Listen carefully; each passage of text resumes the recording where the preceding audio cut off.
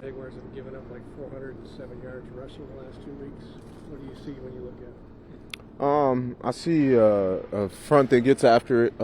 They fly around. They have speed at every level. But like you said, they have given up some yardage. So kind of just find where we can find our advantages at on the tape and attack those. Aaron, a lot has been said about your usage up until this point. How do you feel? I feel good. I feel like I can handle this load. I've never kind of had this load before, so I guess that's why it's being bought up. But no, I'm. This is something I like. I welcome it. I'm open to it, and like I said, I put in all the work this off season, in the previous off seasons to be able to play this much and this amount and be impactful. Just watching the games this last week, it's like there's 6 one-handed catches around the NFL. When did that become such a thing? I don't know. It was like you said. I definitely think it was the weekend of catches, just back to back great catches, seeing them all around the league, and I just think that's a testament to how talented this league is. The room for error is very minimum with the talent that you have on both sides. So, I mean, you'll see DBs catching one-hand picks too. So, I feel like it goes both ways. What do you think of the Saquon play? I think he was in full Zen mode, if you ask me, because I'm like, how do you see somebody coming behind? Yeah, he has eyes in the back of his head. I don't know. That was one of the best plays I have seen for somebody running the ball. Just very instinctual. But like I said, he was in Zen mode out there. So what are you going to do? Oh, I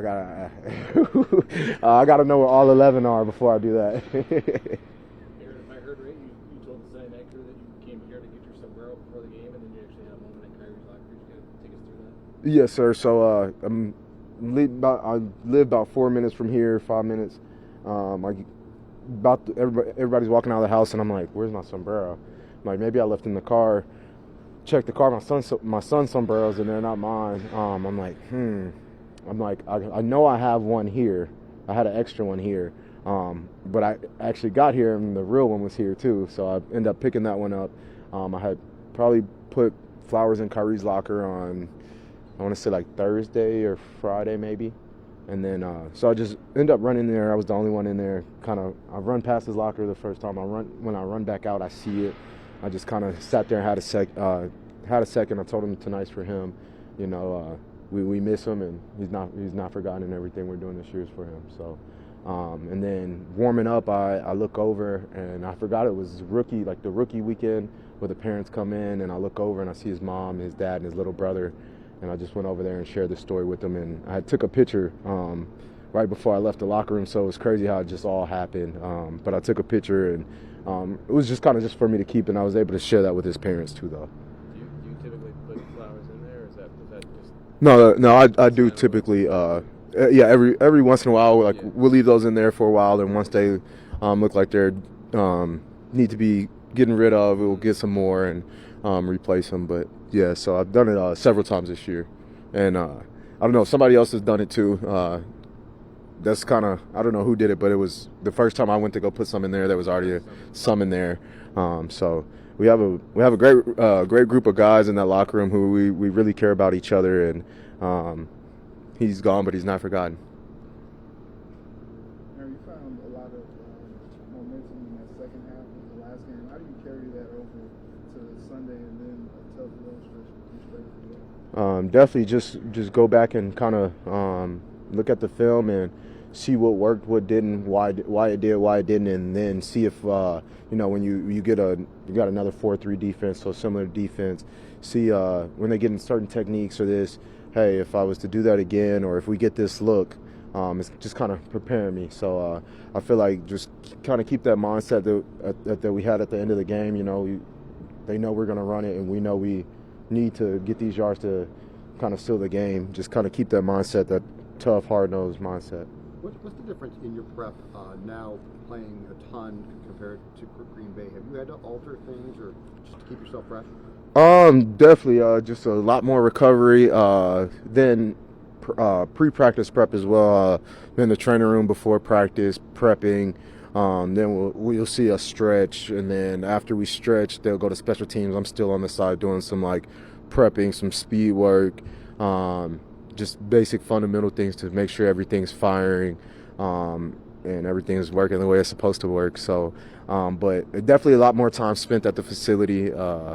Yesterday, my son was up here with me. He loves coming in, and he's like, "Daddy, can I go recover with you?" So he already knows the deal, and but he loves coming up here, but it's just been that adding more and more and more into what already works. So when you signed here, had the Vikings told you specifically, and did you ask about and say, hey, with Packers, I was not used as much as I'd like? Was that part of the influence when you come in here because of that? No, sir, that was never even mentioned. I've just always been hey, whatever my number's called, make the most of it. I knew we had Ty here, and I know he's a really good back, and me and him would be sharing time as well, and he's very deserving of time. So I didn't know what to expect, but I knew I would come in and contribute, and whenever my number was called, I would step up and make a play. I'm sure you had a perspective of Justin from afar, but being in this building, kind of watching him, being around him, I mean, what is like your takeaway of what he brings? Justin is a unique guy, just from the way he carries himself, the way he treats everybody. You normally get superstars like that, and they're all about themselves, or they're kind of diva-ish, and you don't see any of that with him. He's here every day, on time, ready to work, lifting everybody else up. I remember on Sunday, right before halftime, we were about to go in. He said, "Hey, pick this SHIT up. I don't want to see anybody down," and really kind of laid into us a little bit. But that's what you need sometimes from your key player, and I feel like that really got us going on our side of the ball. Aaron, what would you say teams are running the ball more this year? The NFL put out stats, some numbers since 1990. We're seeing things we haven't seen since then. Oh, I could make my stand for running backs here. There you go. Running backs matter. You heard it here first. No, I just feel like kind of every couple of years the kind of game just changes a little bit, or based off of what the defense may be giving you. I've seen they're staying in like a cover 2 shell, and normally when you're in a cover 2, that promotes you to run the ball. You have one less hat down, and then when they go, if it's single high, then they're normally going to try to throw the ball. It's just, I feel like that's the way the game is kind of gone.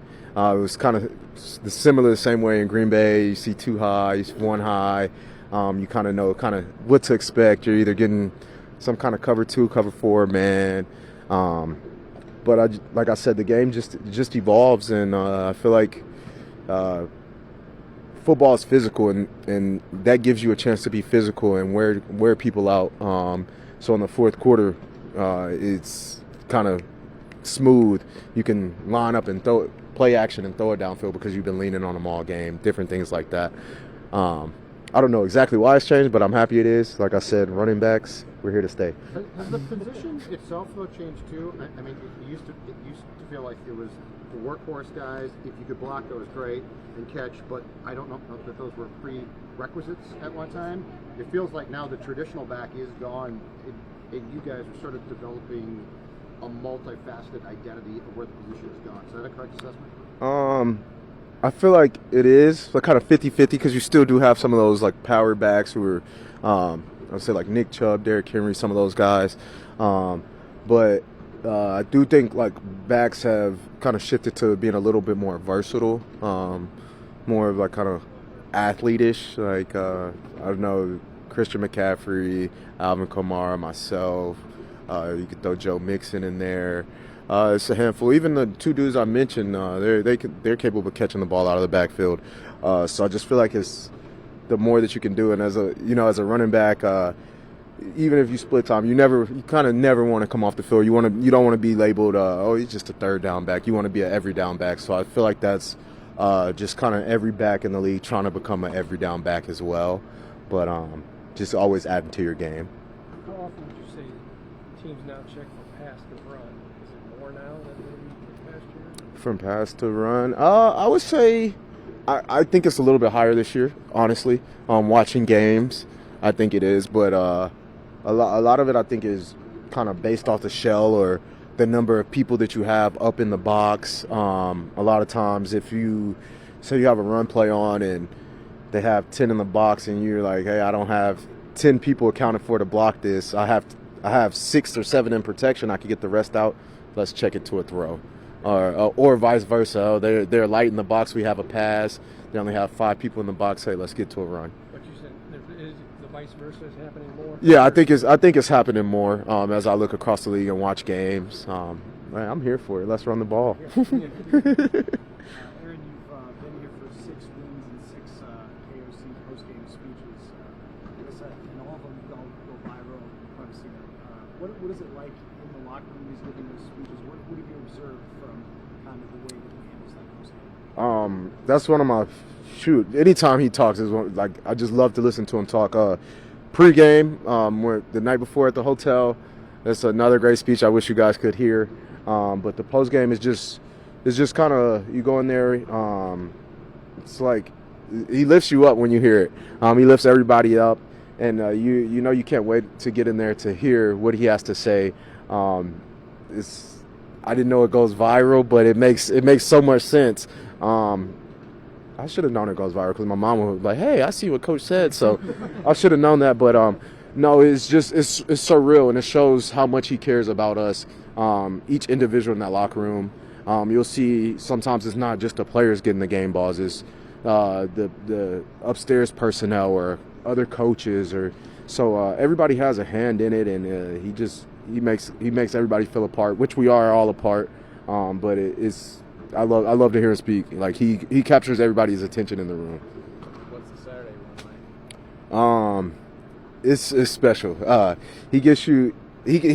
I'm like, could you say this before the game? I'm ready to run through a wall. But it's just he has you envisioning what you're going to go out there and do. He has you envision that feeling when you're coming back into the locker room. What that feels like, and that's one of my favorite things. I told Coach, I was like, hey Coach, you gotta tell me about that feeling that I'm gonna have after that game. Like I need that feeling. You know, you don't want to be on the other side of the bad feeling. You want to be on that good side. So when you want that or you're reaching for it, like, hey Coach, tell me what that's gonna feel like. Tell me what it's gonna feel like, so I can go do it and then actually feel it. It's everything. Thanks, Eric. Thank you guys.